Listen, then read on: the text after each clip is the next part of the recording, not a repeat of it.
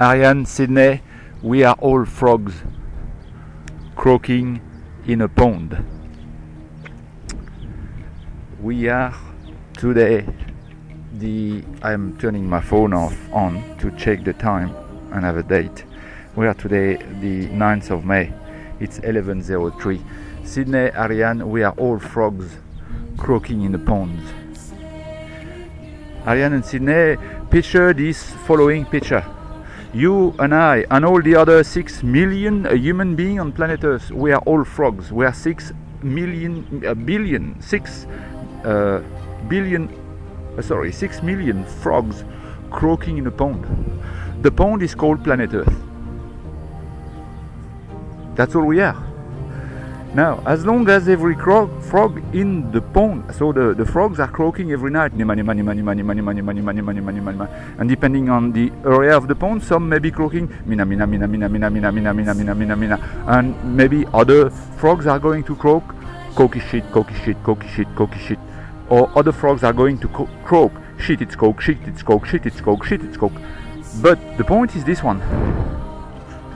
As long as in one given area, one given group of frogs, one given family of frogs, one given relationship of frogs, even between two frogs, as long as the frogs lost in the fog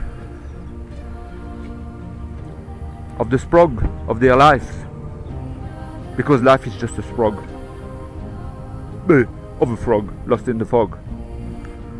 As long as the frogs are croaking in the same way, whatever it is, it may be nima nima nima nima, or mina mina mina mina, or coky shit, or coky shit, or coky shit, or shit it's coke, shit it's coke, shit it's coke, whatever it is, as long as they are croaking the same way, every frog keeps on croaking because they are used to the sound, even though they are in the fog of the sprog of their lives as a frog. That's right. So as long as everyone is croaking in the same fashion, everyone keeps on croaking, and everyone is keeping on going through its business of living. But as soon as one frog farts in a different fashion, as soon as one frog decides not to croak the way it has been taught, then at that precise moment there is a sudden silence in the pond, and there is only one frog croaking, and that's the frog which has decided not to croak like the other frogs, whatever sprog concerned or not, whatever the frog, that particular frog has decided to make a change and to croak differently, and at that precise moment the other frogs are shutting up and shutting down and not making any more noise. They are waiting, they are listening, they are waiting to see if the bomb of heaven are going to fall on their dick heads.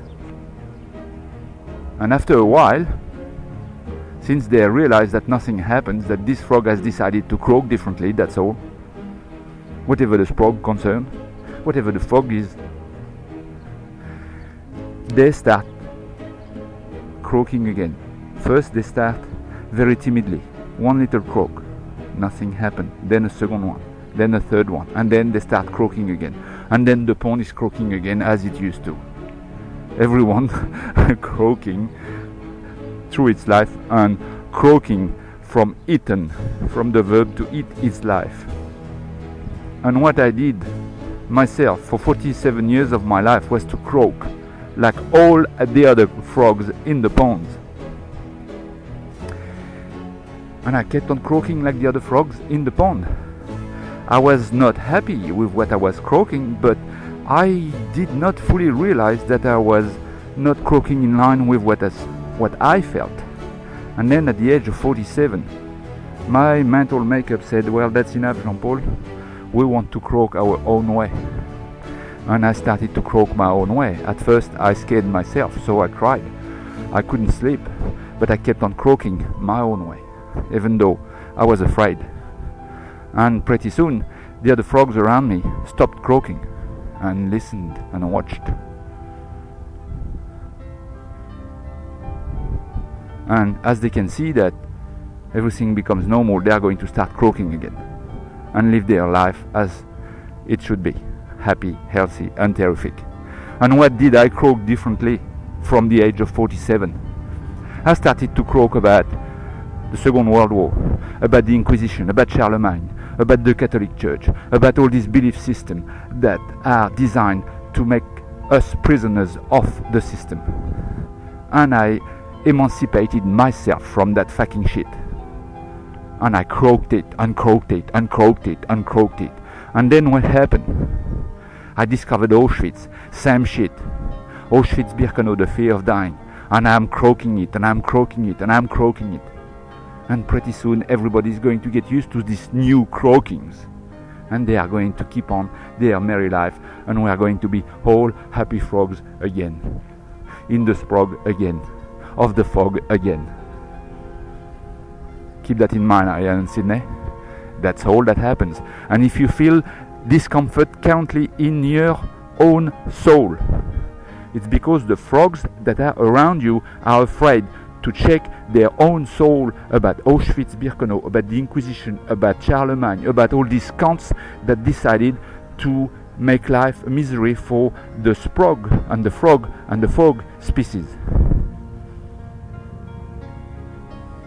The minute you are going to realize that, you can free yourself from that shit and be happy again. And I love you. And don't hold it against other frogs that are around you. Frogs like Simone, Dave, or Alice, or my family here in France. They do not have the mental makeup that is necessary to go and confront their own dark side, might I say, from their own bed. It has to come from outside. And I am the one who made it happen. So I love you, and I'm making it happen for you too, because you are much younger, but you're already fighting for it. So you go and you keep on croaking. I love you. Bye for now. Takook!